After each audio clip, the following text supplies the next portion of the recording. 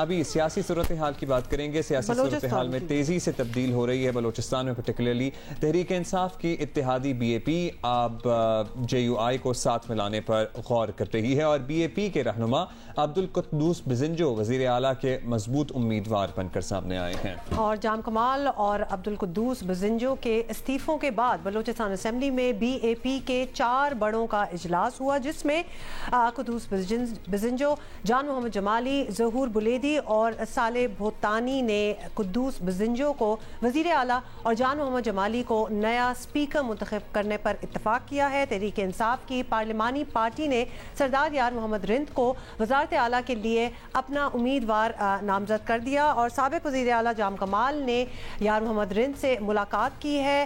اے N P کے پارلیمانی leader Asghar Achakzai, رکن اسمبلی میر سلیم کھوسا, سینیٹر دنیش کمار اور دیگر رہنما بھی موجود تھے. ملاقات میں بلوچستان کی بدلتی سیاسی صورتحال پر تبادلہ خیال کیا. نامزد وزیر اعلیٰ عبدالقدوس بزنجو وہی شخص ہیں جنہوں نے 2018 میں نون لیگ کے سردار ثناء اللہ زہری کی حکومت کا تختہ الٹنے میں اہم کردار ادا کیا تھا, اور جنوری 2018 سے عام انتخابات تک وزیر اعلیٰ رہے تھے. ذرائع بتا رہے ہیں کہ بی اے پی نے تحریک انصاف کے بجائے بلوچستان میں جے یو آئی ایف کے ساتھ حکومت بنانے کی خواہش ظاہر کر دی ہے, اور اس بارے میں اسلام آباد میں آج مولانا فضل الرحمان کی صدارت میں اہم اجلاس بھی ہو رہا ہے, which is a great development.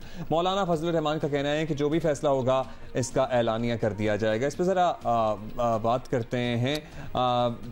Be N P کے رہنما ہمارے ساتھ موجود ہیں.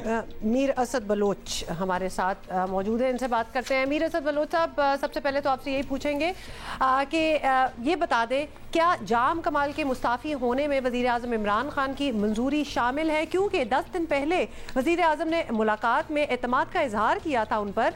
جام کمال کی اب پارٹی میں پوزیشن کیا ہے, یہ بھی تھوڑا سا ہمیں ذرا ایکسپلین کر دیں. انہوں نے 2 آپشن رکھے تھے جام صاحب کے لیے.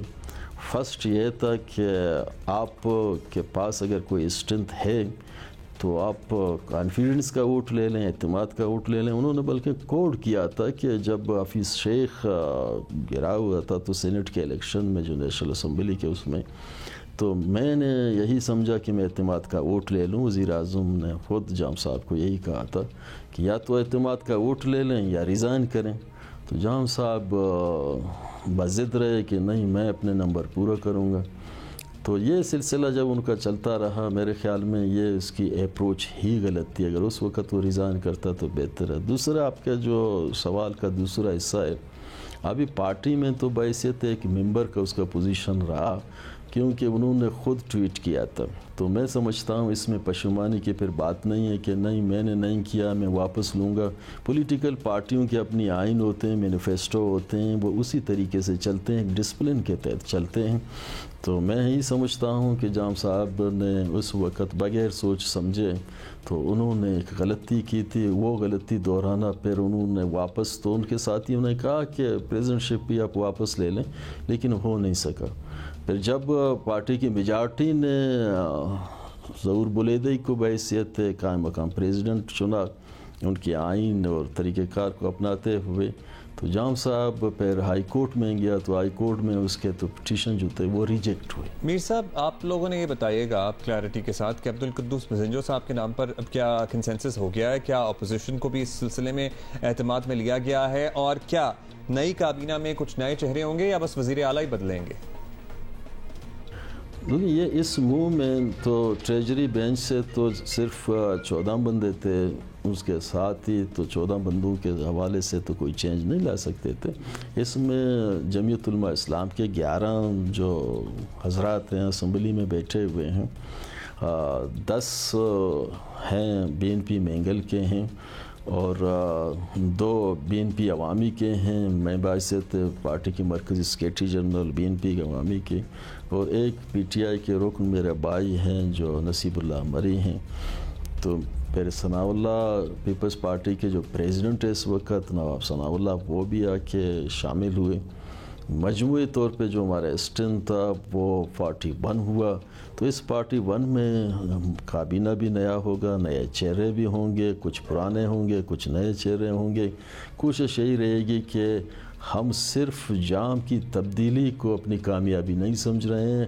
ہمارے ذہن میں یہ ہے کہ بلوچستان کے اس پسماندہ ماحول کو، بلوچستان کی احساس محرومی کو یہاں کچھ نہ کچھ ہم لوگوں کو دے سکیں. چلیں خیر، یہ تو جب سے ہم نے ہوش سنبھالا ہے سر، تب سے ہم ہر آنے والی حکومت سے یہی گفتگو سنتے ہیں. ایک اور سوال میر اسد بلوچ صاحب، اگر آپ ہمیں سمجھا سکیں، عبدالقدوس بزنجو پہلے بھی بلوچستان کے وزیر اعلیٰ رہ چکے ہیں اور اس وقت بھی وہ کچھ نہیں کر سکے تھے صوبے کے لیے، تو اب ان کے پاس مطلب سوال تو یہی بنتا ہے کہ کون سی جادو کی چھڑی آ گئی ہے کہ وہ بلوچستان کے سب مسائل جو ہیں وہ حل کر دیں گے. تو اور اب تو دھڑے بندی بھی شروع ہو گئی ہے عبدالقدوس بزنجو کے نام پر، تو یہ کس طرح سب چلے گا؟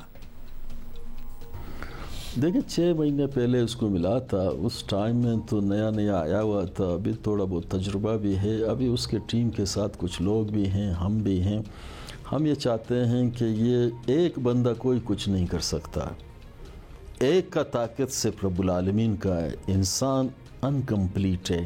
تو اس لیے ضرورت یہ ہوتی ہے کہ کچھ لوگوں کو، کچھ ایکسپرٹ کو، کچھ جاننے والے، کچھ قابل لوگوں کو اکٹھے کر کے ان کی صلاح مشورے پہ جب آپ کام کریں گے اس کی رزلٹ ہوگی. اس وقت دیکھیں بلوچستان میں اپوزیشن کی بڑی جو قوت ہے عوام میں، جمعیت بھی سپورٹ کر رہا ہے، بی این پی مینگل بھی سپورٹ کر رہا ہے، اور بی این پی عوامی بھی سپورٹ کر رہے ہیں. پی ٹی آئی کا ایک بڑا پیمانے پہ ابھی کل پرسوں مکمل پی ٹی آئی بھی سپورٹ کر رہا ہے. آپ کے کچھ لوگ جو جام کے ساتھ تھے وہ بھی آ کے سپورٹ کریں، تو ان کی صلاح مشورے سے کچھ ایکسپرٹ لوگ ہیں مختلف حوالے سے. جام کا یہ تھا کہ انہوں نے کہا ہر چیز میں ہی جانتا ہوں. بہت بہت شکریہ Mir Asad Baloch, leader B N P, ہم سے بات کر رہے تھے اور بلوچستان کے حالات جو ہیں اس وقت ایٹ دا پریزنٹ وہ تھوڑا سا ایکسپلین کر رہے تھے.